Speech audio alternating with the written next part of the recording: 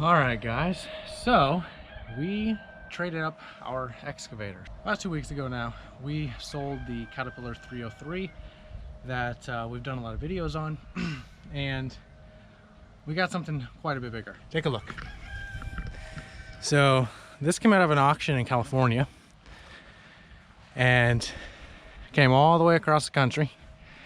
It is a Caterpillar 305 CR mini excavator. You know me and my Caterpillars, and it's pretty rough. We're gonna have to do some work. It's got 3,600 hours. It's a bit more than I was looking, but equipment is like really up high right now. But we're gonna replace a seat. We're gonna do some of the same paint work that we did on the 303 that you saw.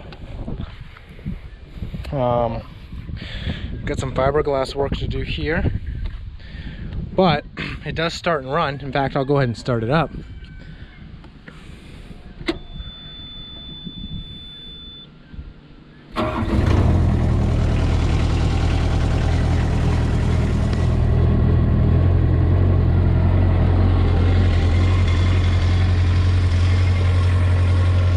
A little bit of smoke on a cold start, but it's not like it's barreling smoke out of there. We've got this on the truck.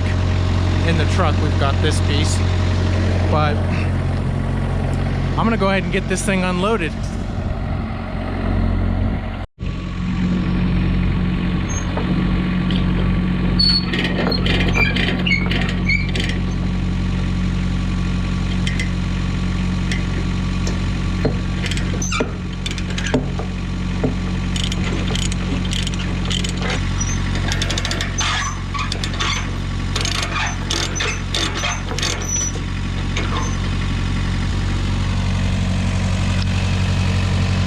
See a little smoke there on the camera or not. It's a very little bit of smoke. It's okay. It's a highest hour machine we have. I was also looking, a rebuild kit is not very expensive for these motors, so I'm not going to stress about it too much.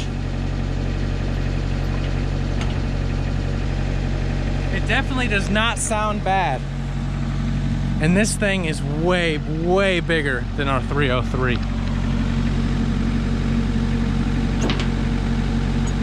Doesn't even compare.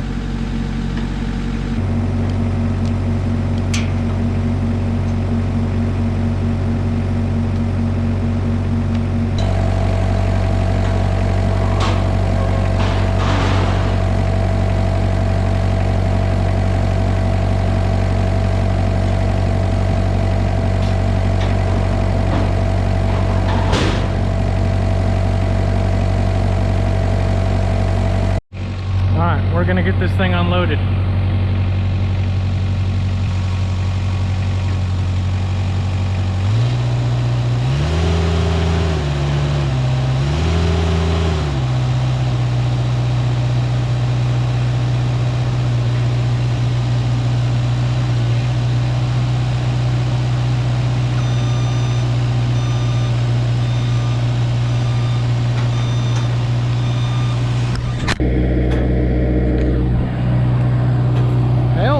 Have fallen and you can't get up.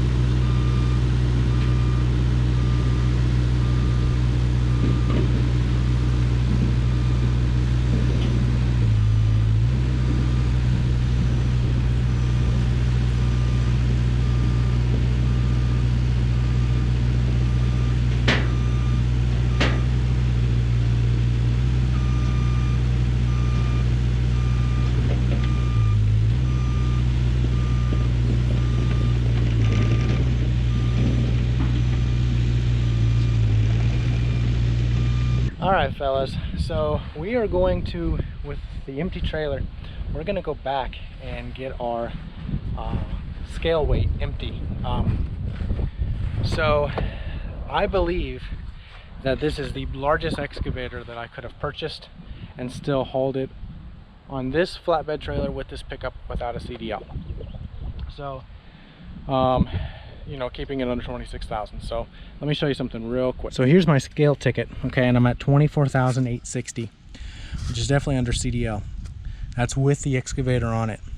My trailer axle was 13,660. They're rated for 16,000.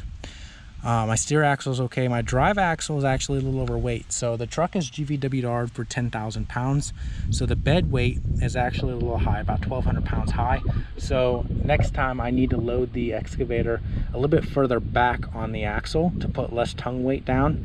But I have plenty of room to shift that 1,200 pounds to the trailer axles. So this, I could not have gotten an excavator that weighed even 200 pounds more than this and still been legal. So, and I don't haul this a lot anyway, so I probably would have, you know, just, you know, safely moved the machine anyway. But I'm not advocating for that in any way, but I just wanted to show that, like, this is, I could not get a bigger machine on this and stay under CDL. Usually you're always overweight on an axle, and even in this circumstance I was, but I know now I have to move the excavator back more, which will take weight away from the drive axle number and put it on the trailer axle number, and we have plenty of room to still stay under that 16,000. So I can actually haul this under CDL without the trailer being overweight on any axle, or the truck being overweight on any axle. So this is pretty cool. I was worried about being a little overweight, and I was thinking about upgrading tires and stuff to kind of make it more safe, but looks like we're okay, and so I'm pretty happy about this. We're going to go right back to the scale now empty, figure out what we weigh empty, and then from there we'll figure out what this Caterpillar actually weighs. I went back to the scales unloaded, and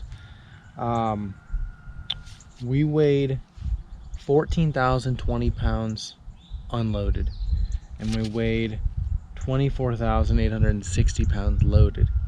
That means that 305 excavator has a empty weight, or has a weight of 10,840 pounds. So that is what one of these Cat 305s weigh. One of the carriers that brought it here from Los Angeles claimed that he was overweight, and that it was because of my machine, and that it weighed 12,500 pounds, and was basically trying to extort some additional funds because the machine was overweight. And I thought 12,500 pounds seems like an awful lot of weight for a 305 excavator. Everything I found online was 10,500 to 11,000 pounds. It's got a full tank of fuel in it. It only has a 12-inch bucket on it though, so but that's not going to change much. But anyway, so I wanted to go get this thing weighed, just so I would know, because 12,500 is really pushing this trailer. In fact, this trailer's actually only rated for about 10,000 net, maybe 10,500 net. And but some of the weight goes to the gooseneck, so by axle, you know, I'm going to be okay. It just has a certain loading position. But I don't want to ramble on too much about the weights, but I was happy to find out that at 10,840 pounds, I can tow this just fine with a couple hundred pounds of wiggle room, and that was full fuel in the pickup and full fuel in the excavator. So basically worst case scenario. However, I really shouldn't travel with a spare bucket. We only got this with a 12-inch bucket. My brother is actually on his way to northern West Virginia, almost to the Ohio border right now, to pick me up a 24-inch bucket. I'm just paying him to go pick it up because I had a lot of stuff to do today. But then we'll have the 12-inch bucket, the 24-inch bucket, and I think between those two, we can pretty much do whatever we want. I'm gonna put a thumb on this machine eventually. I just need to wait for funds to slow down a little bit. It was a lot more expensive to get this thing transported from Los Angeles than I thought it was going to be, and of course there was tax on the auction because it was LA and whatnot. But we are going to put a hydraulic thumb on this. I already found one, but it'll be a couple months probably before we do this. I just need to put it in service and make some money with the machine before we go too crazy on spending too much money. But I'll go ahead and give you a more in-depth walkthrough on the machine. You're definitely going to see us doing some work on this. It's definitely a little rough, but I'll take you along and show you what we've got. So this has a 12-inch bucket. This came with it's a manual coupler, which is nice. Gives me a little bit more wiggle room on what will fit. This machine has 45 millimeter pins, I'm almost certain of. Kind of a cool weld design on that. I think that's just a weld bead design. It's kind of, I don't know, it's just interesting. There's no wetness on the bucket curl cylinder. There's no wetness up on the dipper stick cylinder. And there might be just a smidge of wetness, but not a lot. Maybe just a smidge on the boom cylinder. Obviously this is lot 252. I gotta get that sticker off. I'm gonna wash this. There's not much on here either. See, this is pretty dry, so I'm pretty happy about that. We're gonna wash this machine down big time with some degreaser. We're gonna give it a fresh coat of paint. We'll do the same thing we did with the 303. Get all this off, spray it, you know, get this all painted. I have this piece in the garage right now. It was missing a bolt, so they took it off to transport. But I got the bolt for it, and so we'll put that back on. Probably a decal kit's coming for this in the next, I don't know, couple months. Might clean this up and see what I can do with this paint wise. Obviously this is all cracked in here. I'm gonna take this off today, start working on this. I've got fiberglass. To be honest, I might epoxy it just to kind of hold it in place, and then fiberglass everything over it just to make it easier to work with. You know, to be able to just hold that in and for 5 minutes and let it the epoxy sit, and then just to kind of get them, I'm probably have to whack that with a mallet. I'm assuming it just needs to be pushed in. Get this all done. I'm gonna take my DA sander to this. This here is a sticker. I think it's a sticker, but I'll probably just sand it all and just make a new line and paint it black. But it's not horrendous. I thought it was in a better condition. Of course, this was like a really nervous transaction because I bought it sight unseen. Well, I bought it sight unseen in person is what I mean to say.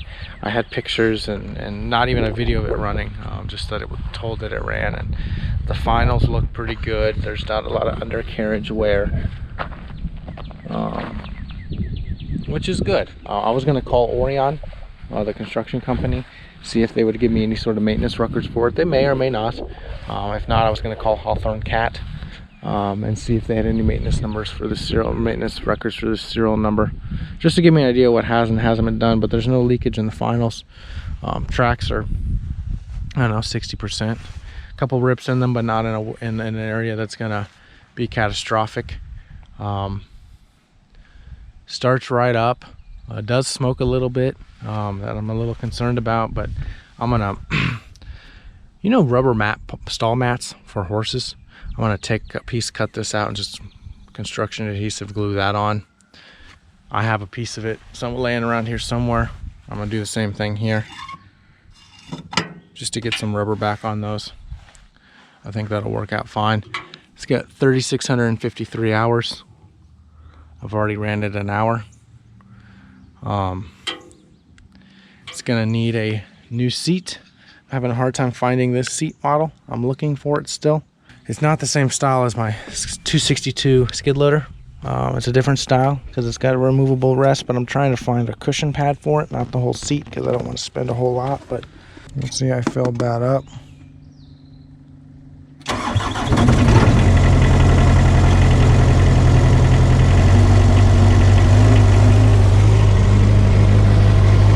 Probably needs a tune-up.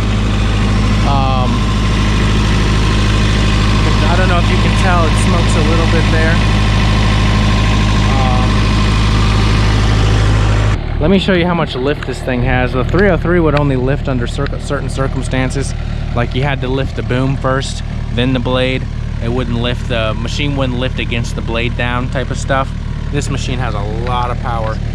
I'm just gonna go ahead and show you.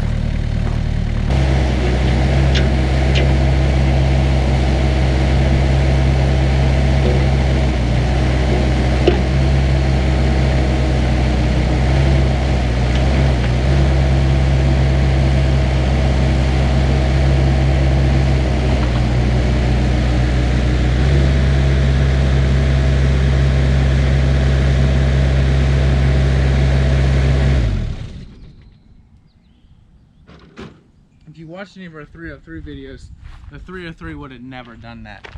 It just did not have the horsepower to, I mean, it would lift the machine, but you'd have to lift the front up first with the boom, then you'd have to raise it with the blade. It just wouldn't, it wouldn't lift crazily like that. That thing will lift up like butter. I'm gonna leave it like that, see how much it sinks. But I didn't see any wetness on the blade cylinder either. So that's pretty positive. But yeah, so I'm gonna go ahead and wrap this video up. But this is our new piece of equipment on the farm. All right, so that pretty much concludes the video on the 305 excavator. I'm not gonna probably make a whole lot of videos on the paint work because we've got that video out on the 303 and I don't want to duplicate the content too much. I may make a short clip about the fiberglassing the panel. That's not something we did in any of the other videos. But this is pretty much, you know, we've only had this machine since Friday afternoon. Today is Sunday, July 4th, and this video will be going live either later today or Monday. You know, we're still very much looking through the machine and everything, but I'm sure we'll post more, at least the videos of what we've done to it, even if we don't show you step by step what we're doing to it. We'll definitely do follow-up videos of when we get major things done to it, like get it repainted and stuff.